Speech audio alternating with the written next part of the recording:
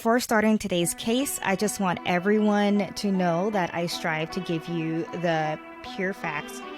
And so that way you can take that information and make your own judgments.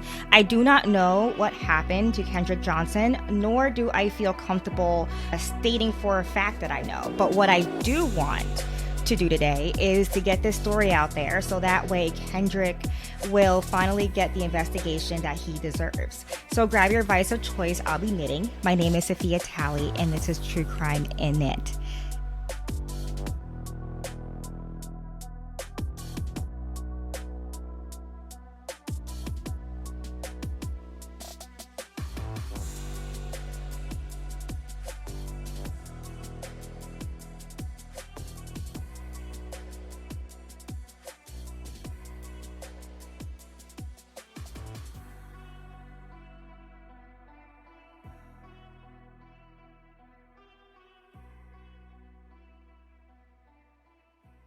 Today on the show, I have fellow podcaster and half of mother-daughter team, Jasmine of Knitmore Girls. Jasmine, say hi. Are you ready? Did I say your name right? As long as you call me, I'm happy. But yeah, I'm Jasmine. Nice to meet you. My pronouns are she, her, and hers. And I'll be knitting while we listen to Kendrick's story. Awesome. And the reason why I asked is because my middle name is Yasmin. So I was just curious. I was like, oh, we have very similar names. Well, in Farsi, it's Yasemin. So, but only when I'm in trouble, though. Oh, that's so pretty. My mom calls me Yasi, and unless I've really stepped in it. So, you don't hear it very often, but it freezes me in my tracks. Jasmine, because I can't say it in Farsi or else it would sound terrible. But are you ready? I'm so ready. Let's do this. All right, let's get into it. Kendrick Johnson was just your average 17-year-old who lived in Valdosta, Georgia, with his parents Jacqueline and Kenneth and his 20-year-old older sister, Kenyatta Johnson. He was a quiet and kind soul, and he was a triple threat athlete. So, from what I could find, he played basketball and football, and I'm assuming the third one's track because nothing, you know what I mean, because of the seasons. But football was his passion, and he went to Lowndes High School, and he was just your normal kid. But then the unbelievable happened. On January 10th, 2013, right after Christmas break, Kendrick just didn't return home from school that day. And his parents were worried because even though he was 17, this was unusual. He was very close to his father and would always call him when he gets home from school because his father was a truck driver. So that evening, his family wastes absolutely no time and file a missing persons report. But of course, at that time, the police thinks he might just be with a girl just because he's 17. And I fully understand that, but man, I wish the response was a little bit more sympathetic. It drives me bananas with these stories. Every time you hear about a missing child and they're like, oh, I'm sure everything's fine. But as a parent, your initial reaction is, I'm telling you it's not fine. Yeah. Yeah. Well, most of the time it is fine, but you should at least, just a little bit of human compassion would go a long way. That very next day, on January 11th, around 10 a.m., two girls were presumably walking on top of rolled up gym mats in the high school gym. And now, before I go on, let me tell you about these gym mats because we will be talking about them for a while, and there's a lot of conspiracy theories about these mats. So usually the school gyms store their mats, and, these are the type of thing that you do gymnastics on. And they roll them up and lay them on their side, stacked on one another, kind of like how you would store like PVC piping or something like that. And at the school, they actually charge their kids for gym lockers. And a lot of the kids just couldn't afford it. I mean, I don't understand this because when I was in school, a locker was given to everybody just for the safety of their items. So because a lot of these kids couldn't afford lockers, instead they would hide their valuables like their sneakers, their phone, their wallet, whatever, inside these rolled up gym mats. Because it was easy. They would just stick their arm in and stash it and hide it during gym class. Well, during the break, these mats were cleaned and they were instead stored rolled upright, not on their side. Hot dog, not hamburger. Okay? It's how you fold paper. Sorry. Sorry. It's okay. This is clearly a California thing. Yeah. No, I know what you mean because they're now straight up. So they were on their sides, and they were tall standing up. They were about 6 feet. But despite the mats being super tall, the kids were still able to store their stuff inside of these vertical mats by climbing on the bleachers and then walking across them and tossing it in, which I mean, the athleticism, 10 out of 10. These two girls are allegedly walking on these gym mats, possibly to store their own stuff, when they made a discovery that probably still haunts them to this day.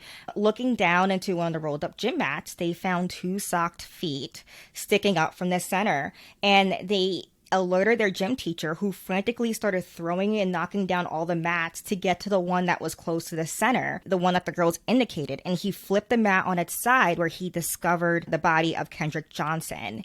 Police were on the scene within the half hour. And about an hour after finding the body of Kendrick, the school was on lockdown.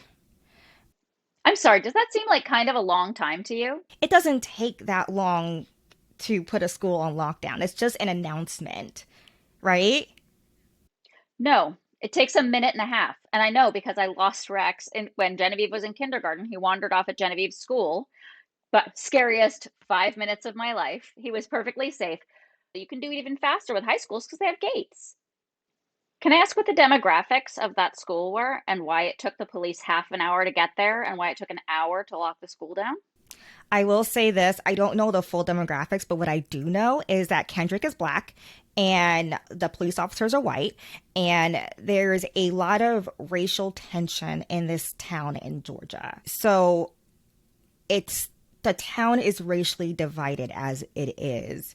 And so just keep that in mind. I noticed that immediately, like upon like looking up students and doing research, the racial divide is part of the crux of this case. And it's going to come in a little further down the line, but that's a really good question. And Kendrick is black, by the way. So, but upon reaching the scene, police made their first move against protocol and the law. They don't immediately notify a coroner as they are supposed to when a body is found, but instead they work on securing the scene, and they do this by securing the scene from the outside in. Later, the police state that they decided to make this decision to not call the coroner right away because they were afraid of a media leak, and because they felt that the coroner's job could wait since Kendrick was clearly deceased.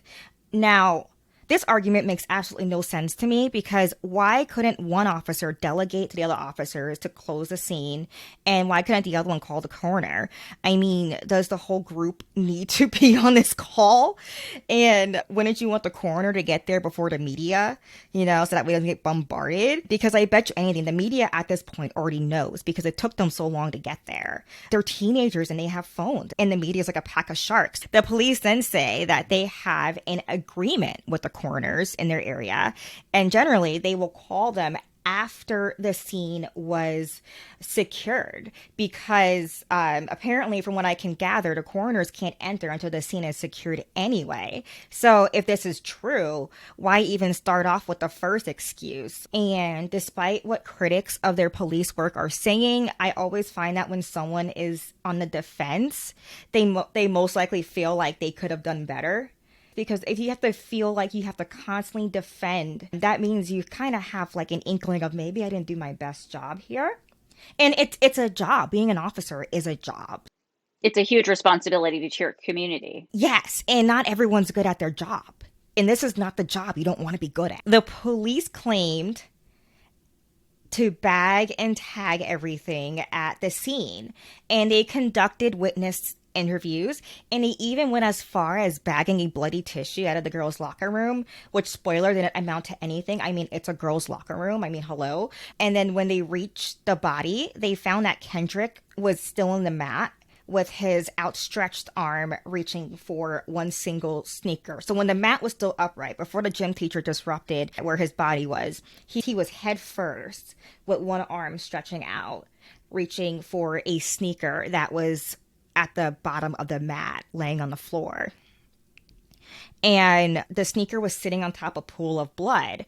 And oddly, the shoe was super clean with no blood on it, which is odd. And because if it's in a puddle of blood, you'd expect it to be soiled too. And there was even traces of blood on the gym wall nearby. So like traces like somebody cleaned it up?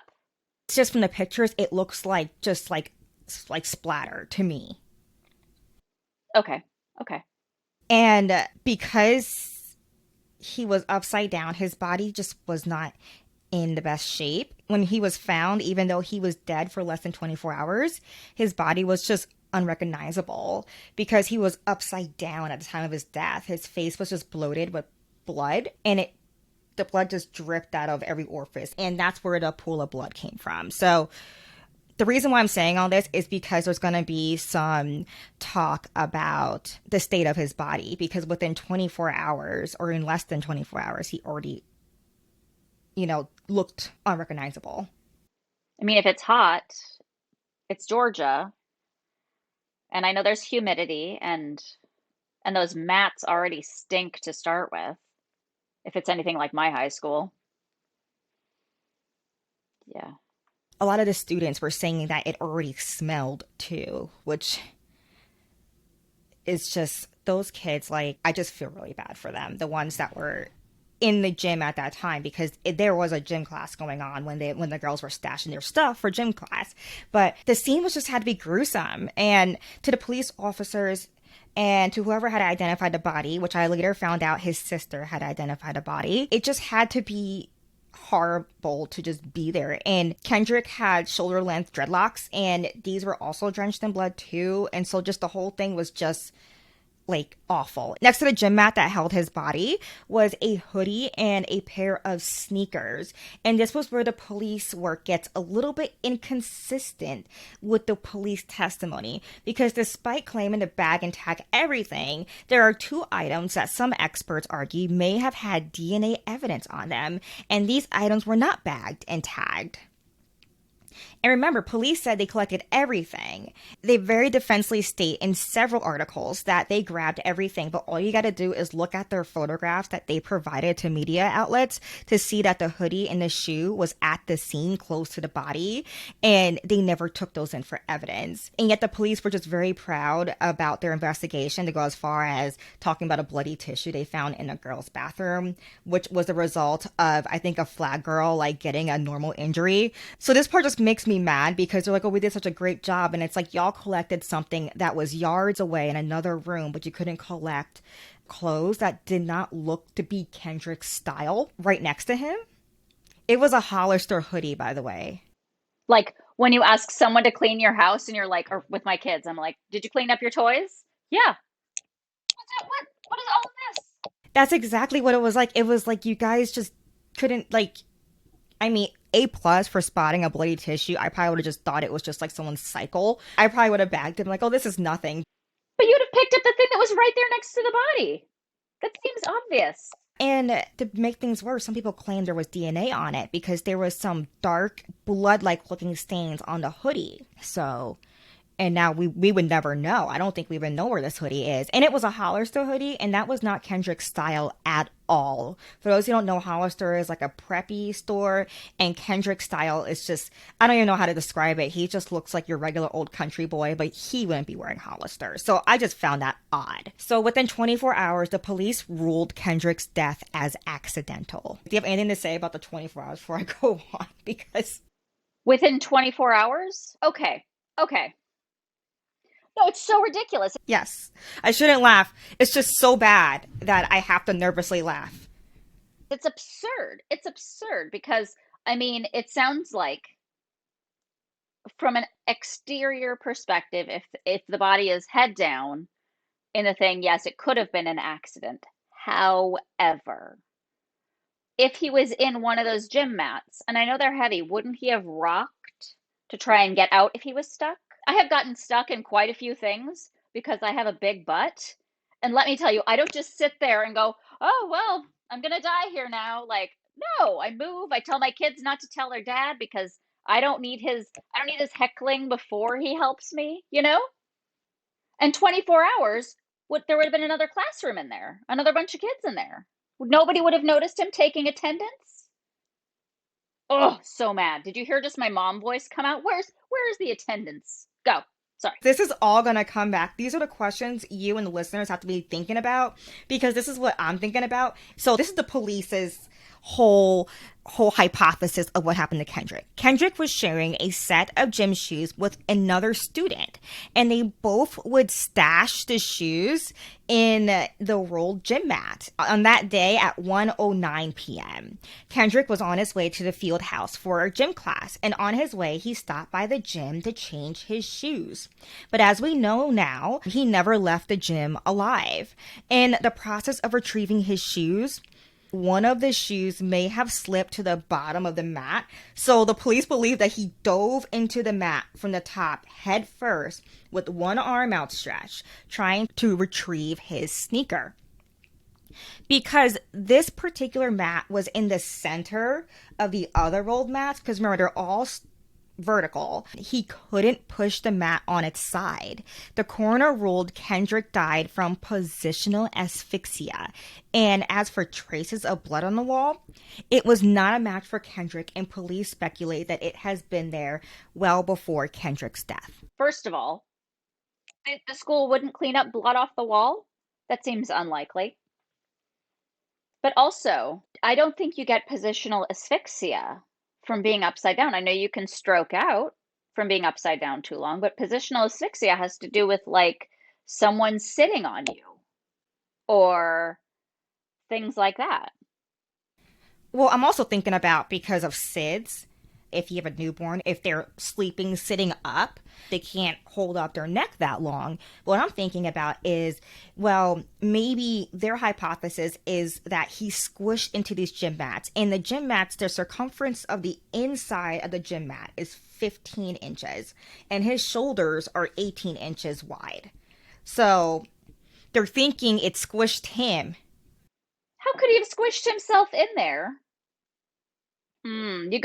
You gotta be limp. No, but you gotta be limp to stuff someone who's bigger. Oh! Kendrick's family, like the rest of us, was not happy with these findings. They felt as if Kendrick's case just wasn't getting, and I will have to agree with them. Many people felt the investigation should have taken much longer, and this is backed by the fact that the school didn't even turn over surveillance evidence for several days after Kendrick's death. And mind you, the school is giving them the tapes. And we're going to talk about this later, but you would think the police would seize the tapes, not allow them to be offered up, if that makes sense. So police didn't view the tapes until after they ruled the death as accidental. And Kendrick's parents also argued that if he was stuck in the gym mat, why didn't anyone hear his calls for help? It was 1 o'clock in the afternoon. He was on his way to gym class himself. So it's like you would think there'd be other kids filtering in.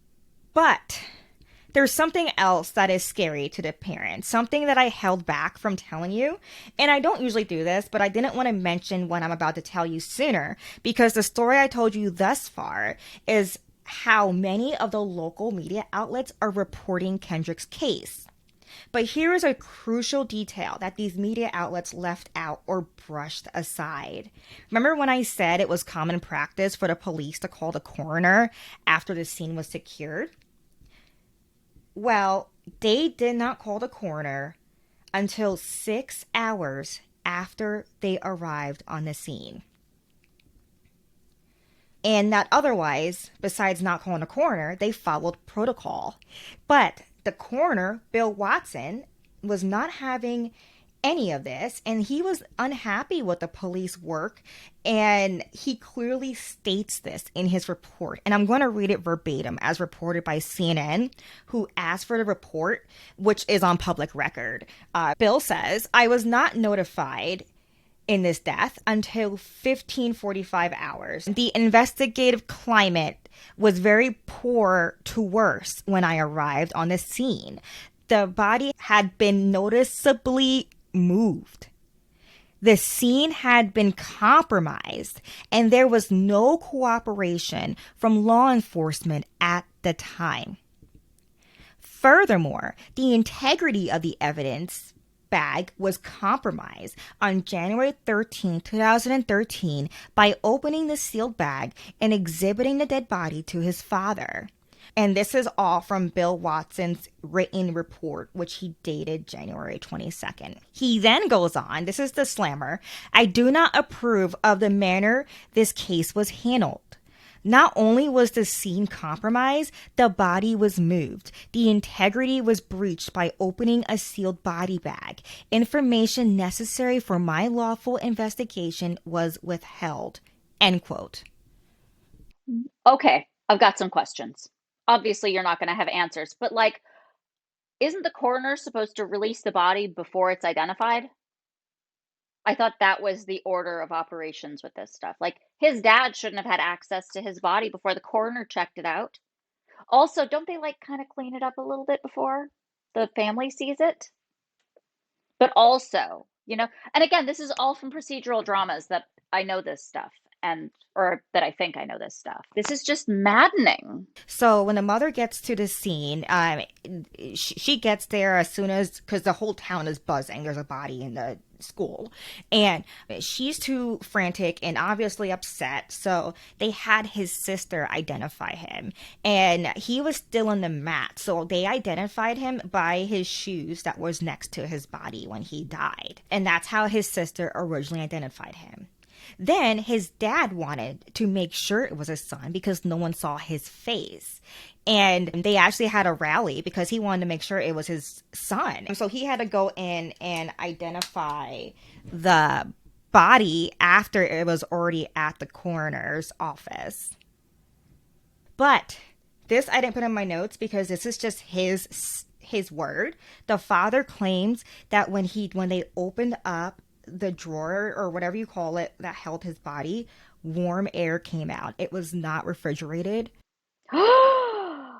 Oh,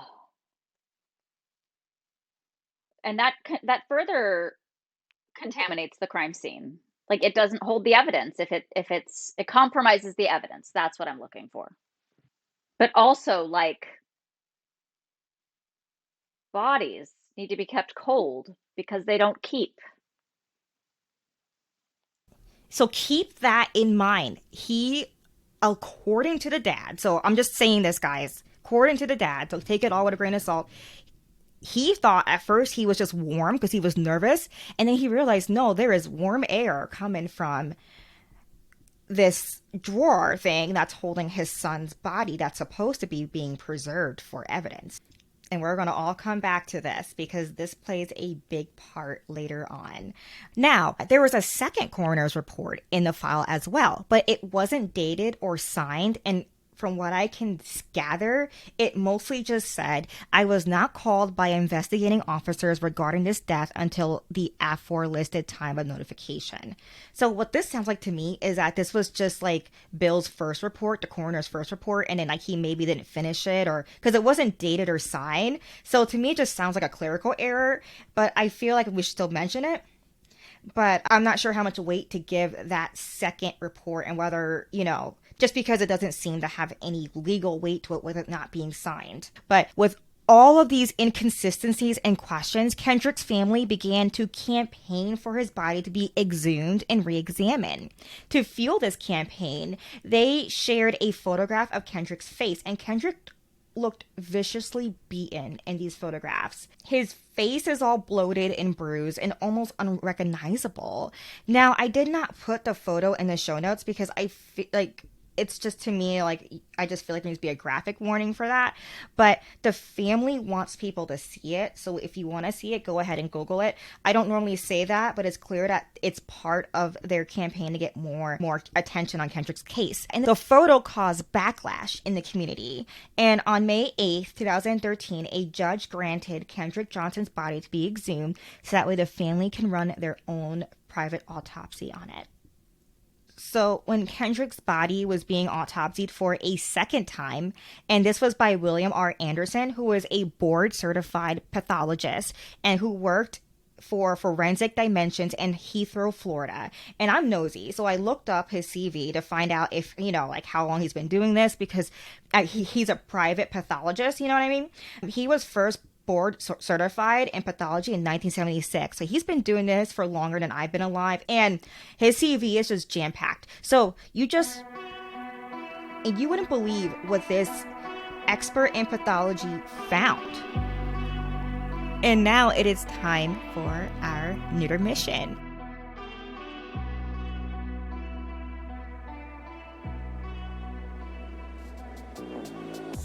So, I been listening to Knit More Girls for many years. Like, I'm just going to say that. Many years. I used to walk my dog in the park to get exercise and listen to you guys, and it was like hanging out with friends.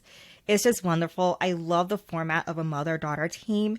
Do you ever think about having the third generation come on in?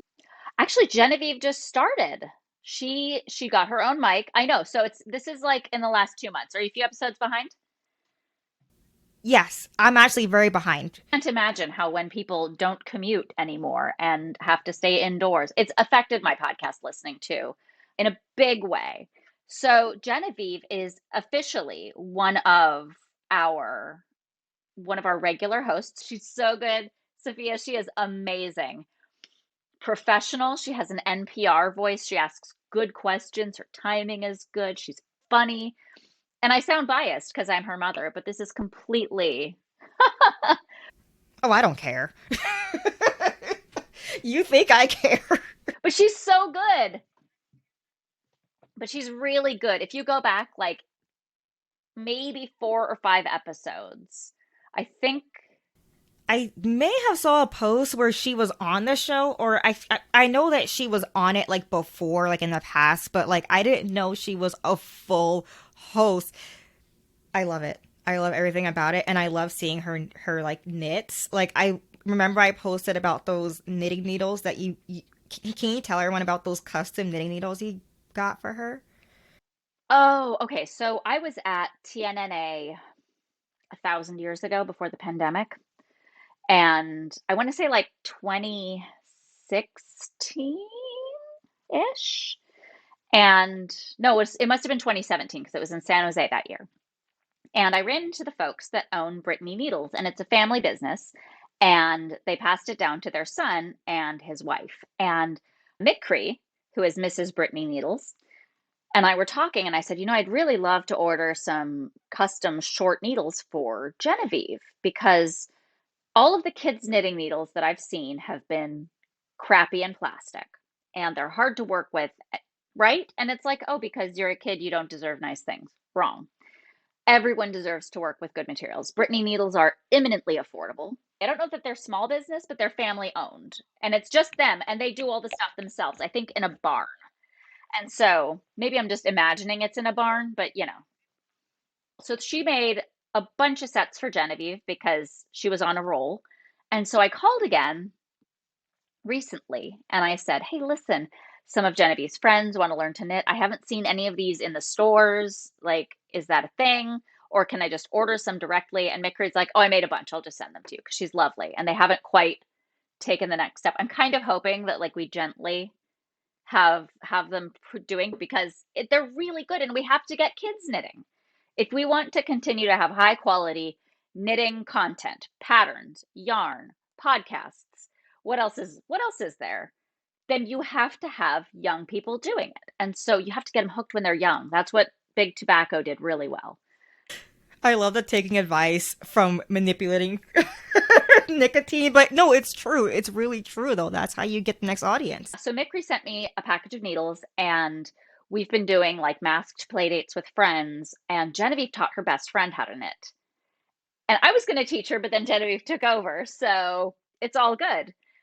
Right. And then we had a play date with one of Rex's preschool friends, and both sisters learned how to knit. And Rex is knitting a little bit, kind of here and there, which is how you start a kid. You knit with them while they're interested. And then if their interest wanes, you don't push it. You just, when they're ready to come back to it, you make sure it's there and it's findable. So yeah, Genevieve's knitting. So we've got these from Brittany. I've got a couple more sets left because we're basically giving them out to kids as we're doing knitting lessons. And it's really fun. I love teaching kids to knit. It is my favorite. But these are amazing. And I really think that they should do a push just before Christmas and just before summer vacation, because that's when most people sit down and knit with their kids, is when they're on breaks from school. That is so cool. And yeah, like when I saw this, I just thought of Bubby and my son. I call him Bubby. Well, I just thought of Bubby, and I was also thinking about how most kids' needles are plastic and they seem really big, and those make your wrist sore. So that's why I was like really interested in her needles and what she uses, because they have shorter like arms and like wrists and things like that. So like they do need custom made needles to help knit comfortably. So that's really great. And then my other question was, what does your behind the scenes like look like? So when you record, are you all in the same room together, or are you separate? We are all, this is actually, I'm sitting in our recording studio right now. This is my mom's dining room. We moved here when the kids were little, when Rex was little, because it was just too hard to manage all the background noise. Mom sits across the table from me. Genevieve sits at the end of the table, and we're able to look at each other. I run all the equipment, but basically the computer's in front of me and everyone else is just chatting at a microphone. And it's really fun. And Genevieve will occasionally get up and like go get herself a snack or a glass of water while we're recording. So if there's a long section where she's not talking, it's because she's gotten up to get herself a drink or something to eat, because we're at Ramsey's house. So she knows where it all is. She can help herself. She makes tea when we sit up to record. Occasionally I'll show up and she's already set up the equipment, because she's at that age where she wants to do things herself, which is amazing.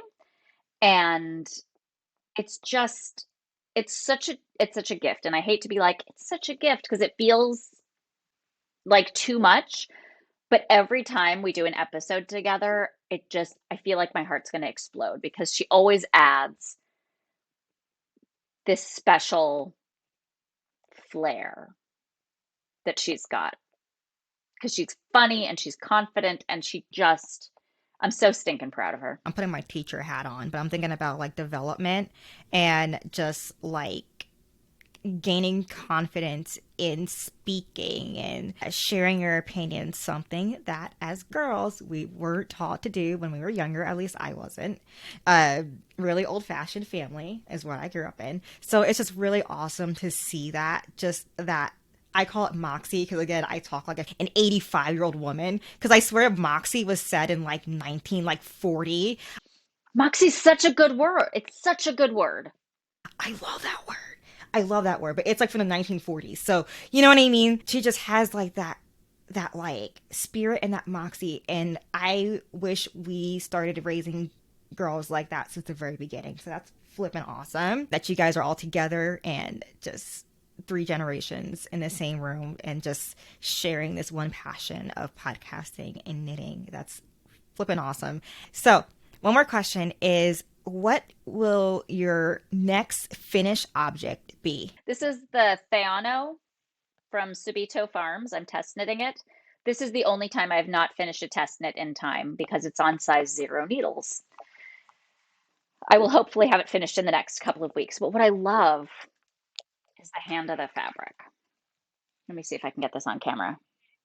So for those who can't see, Jasmine's holding up a mustard yellow sweater that has a colorful circular yoke, gray and white, geometric polka dots.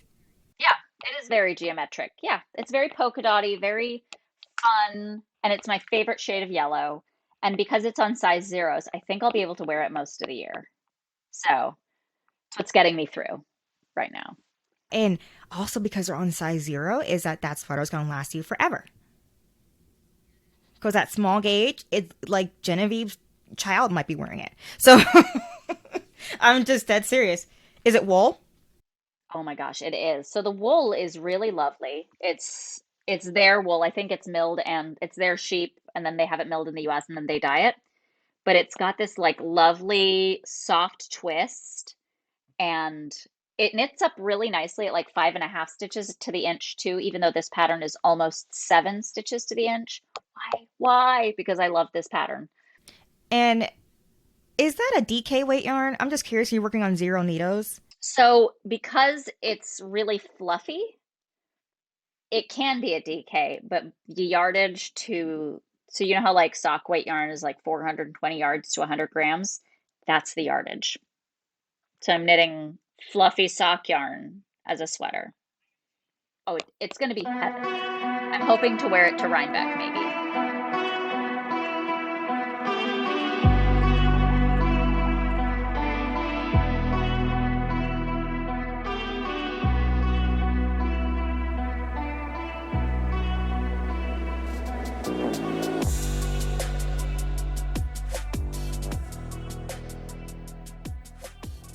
So you wouldn't believe what this expert in pathology found. First, he did not agree with the original cause of death. He found evidence of blunt force trauma on the right of Kendrick's neck, right near his jaw. There was hemorrhages in the jawline that was not mentioned in the original autopsy report. This jaw injury suggests that Kendrick's death was not accidental and was most likely a homicide. So wait, I have questions. Does it say if it was soft tissue or bone damage? Soft tissue. Okay. Because I'm not gonna make excuses for people who are bad at their jobs or covering stuff up. But when you have blood pooling, because again, with lividity and the blood going to the head because the body was put in a position where all of the fluids, I don't know why I'm trying not to be gross about this because this is a true crime podcast and I'm used to cleaning things up for my show. But you have all of the blood and stuff that would pool in the head because you have as the blood settles. And that's the only thing I could think why they wouldn't notice that. But also, wouldn't you run x-rays and things so you could actually see it? And I kind of feel like if there was soft tissue damage, something would have shown, right? And there was something else. William, the coroner, I think I was calling him Bill, but his given name is William.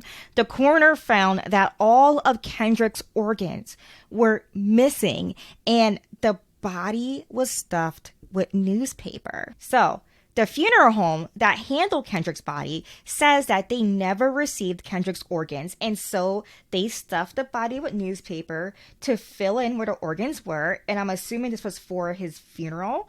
And everyone found this really weird, with some speculating that the funeral home was in on a cover-up.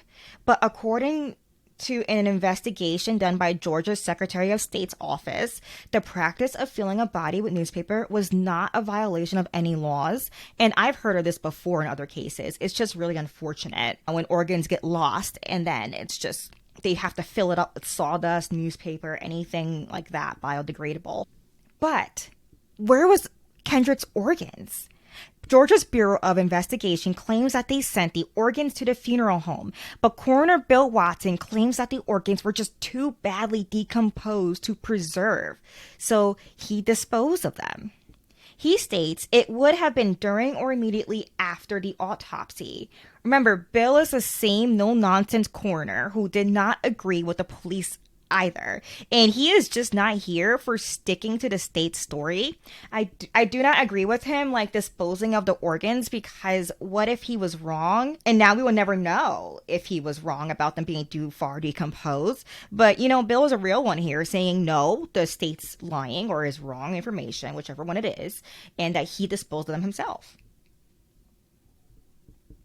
These conflicting responses to the location of Kendrick's organs didn't help in the community's belief that there was a cover-up. Another conspiracy fueling event was the release of the full surveillance tapes. Originally, the surveillance videos of the gym mats that were shown to Kendrick's family were odd. The area around the gym mats were blurry, and the footage was obviously cut, with the students disappearing in and out of frame, and the videos weren't time-stamped. There was also no video of Kendrick climbing into the mat.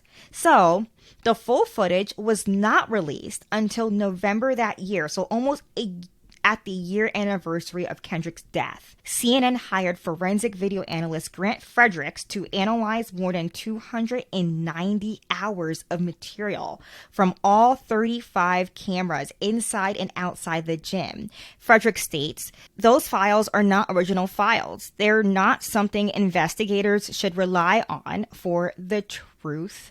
The surveillance video has been altered in a number of ways, primarily in image quality and likely in dropped information or information loss. He's saying here is that the quality was dropped, which means that then you can't fully see what's happening in the gym. And he also said there was a number of files that were corrupted because they've not been processed correctly and they're not playable.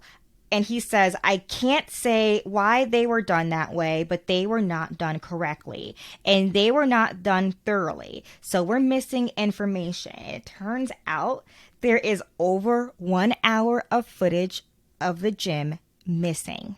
Gee, I wonder which hour that is. Yes, it is that hour in which his accident or whatever happened may have taken place.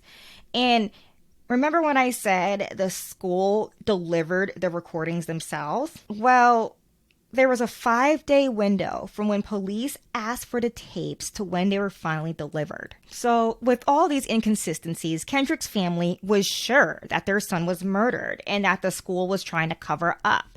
So in 2014, Kendrick Johnson's family filed a wrongful death suit against Lowndes County Board of Education, alleging that their son was violently assaulted and severely injured, and that he suffered great physical pain and mental anguish and subjected to insult and loss of life. So, to explain that more, the lawsuit also stated that Kendrick was being physically harassed by 2 students and that the school ignored his complaints. Apparently, he told, like, "Hey, I'm being harassed," literally beaten and, jumped by these 2 kids. And though legally the parents couldn't publicly state the names of who they thought were responsible, this didn't stop media outlet Ebony.com from doing an expose in which they described the 2 teenagers in which the family believed may have been involved. So though the article doesn't use names, it states that there was 2 brothers responsible for Kendrick's death, and it's revealed that the brothers are white, athletic, and have a father who is an FBI agent. Of course, it doesn't take the community long at all to identify the brothers as Brian and Brandon Bell, the same individuals who physically attacked Kendrick while on a bus 14 months prior to his death. Police actually investigated the brothers, seizing their phones and computers for evidence at 3:30 in the morning in around August 2015, so about 2 years after his death. And both brothers provided alibis. Brian claims that he was in class, while Brandon says that he was prepping to go to an out-of-town wrestling match. Police do not consider any of the brothers to be suspects. Now, I'm just going to say this and then go ahead, but this school didn't even care that Kendrick was missing from his class. How do I know that attendance sheet, how do I know that's accurate? Like, no one knows for sure. We mix up days all the time. There's no way to prove that in the court of law. Especially 2 years later. 2 years later. How long do they keep attendance records? Not that long. And 2 years later, they're not going to have the same computer necessarily. And also, who writes on their computer, "I'm harassing this kid"? No one's going to take notes in their little stickies? "Today, I harassed." What's her name did that? What's her name was Googling shovels. Casey Anthony on her computer. Oh, yeah. Yeah, that's true. Jeez. But also in 2015, Kendrick's parents filed a $100 million lawsuit against law enforcement. of Kendrick's classmates, totaling up to 38 people, were also included, but there just wasn't enough evidence for their claims, and the case was dropped. In 2016, the Justice Department concluded that there is insufficient evidence to prove beyond a reasonable doubt that someone or some group of people willfully violated Kendrick Johnson's civil rights or committed any other prosecutable federal crime. And I'm not sure if I mentioned this, but because of this, like, the two brothers were actually being ostracized. And one of the brothers, I can't remember which one, I think it was, may have been Brian, when he went to college, because they were 17, 18 or something like that around the time, his dorm got ransacked. And he said he just broke down and cried after that. Like his room got ransacked? Like someone went in there and ripped it all apart because everyone knew that he may have killed Kendrick. And this was such a high profile media circus case that, you know, which I hate to say this because I don't know who did it, or even if it was homicide. I mean, I think it was homicide, but that's just me sitting in my room right now, you know? So, I mean, I don't want to say this, but I also was thinking when he was saying, oh man, I cried about, you know, my dorm room getting ransacked. Why, like, what about when Kendrick died? You know what I mean? Like, whenever I hear about someone talking about how it affected them versus how it affected the victim, it always makes me wonder. On March 19th, 2021, Kendrick's mother, Jackie, receives a recording of someone confessing to the murder of her son, and the audio has not been released. So you might be wondering, why March 19th this year? Lowndes, I've been saying Lowndes, I can't tell what it is. Lowndes County Sheriff Ashley Polk is reopening the case, and he announced this on March 10th. And he says this will be the first time anybody had everybody's evidence in one place. So I'm planning to go through every bit of it. He goes on to say, if we find a contradiction, we're going to resolve any contradiction. But what's the kicker here? Polk was retired from the force at the time of Kendrick's death. And I couldn't find out much about why he came back, but I find it interesting that as soon as he becomes the sheriff and comes out of retirement, I mean, he just immediately goes for this case. Has there been any movement on this? Has there been any movement on this since March? Are we going to get there? Nope. That is the last update, the March update of them reopening. And here's the thing, there could be, but it's just, they probably don't want to release information with it being an open case. I honestly don't foresee for the next year or two if anything would come out publicly unless there's a court hearing or anything like that. That's usually when we get all the good details. But I know this case is going to be solved, but just because all the pieces are there, it's just, I don't know if it would be as soon as Sheriff Polk would wish it would be. It's really unfortunate that justice isn't, I was going to say distributed, but it isn't equal for everybody. It's the fact that his family has had to incur expense upon expense upon expense while this is going just to get justice for their child, and hopefully so that other children going forward get justice that is the same as people of privilege. And I really hope they solve this case. And I mean, the DNA stuff is so galling because this isn't the 70s where there was no such thing as real DNA evidence. I really want to talk about this today, but quickly before we run out of any more time, the documentary is called Finding Kendrick Johnson. It just came out the week before we were filming this today. I recommend everyone look at that because there's so many bits and pieces that I just could not cover in the hour and a half that we've been here. I researched this for 7 hours and I just had to pull as much information as I can. But if you want to hear it from Kendrick's family and from the community, this documentary is really well done. I will put a warning that because the family did want to show Kendrick's face after his death, there are some graphic images. So just a warning, because I'm really sensitive to that and I didn't know. So just keep that in mind. It's definitely not recommended for family watch, but it's really helpful to get all the information because I just couldn't fit it in. Like, I could have a whole 10 episode podcast on this. That's the case of Kendrick Johnson. Because this case is now being reopened, I'm going to have all the information on who to contact. If anyone out there has any information about Kendrick's death or anything at all, just visit the show notes and I'm going to have the number and a link and everything that you need to know to help Kendrick's case. My name is Sophia Talley, and this is True Crime in Knit. For more information, please check out my show notes at www.drunkknitter.com/truecrime.